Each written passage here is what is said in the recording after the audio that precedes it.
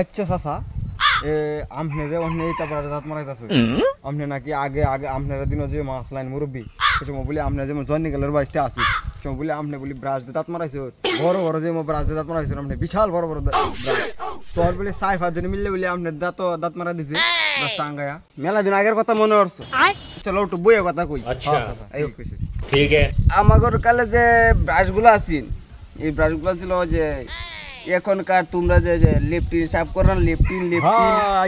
এই লেপটিন সাফ করার ব্রাশ দিয়ে আগে আমরা দাঁত মারাইতাম এখন তো কত পদ্ধতিতে ব্রাশ বেরিয়েছে দূর যা তাইলে যে আপনি অত মোটা ব্রাশ দাঁত মারাইছেন আপনার দাঁতটি কত মোটা মোটা আছে আমার দাঁতটি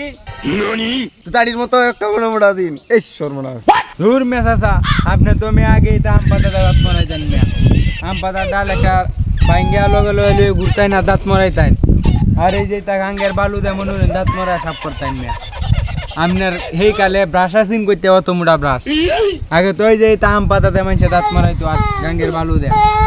এটা ব্রাশই আসিন না মিয়া আপনি মিয়া এলো সাওয়া মারতেছেন তুই তো কইছে মিয়া বাসের তো ঠিকই কইছে সাফা মারা রাখাই না ব্রাশটা করতে আইছি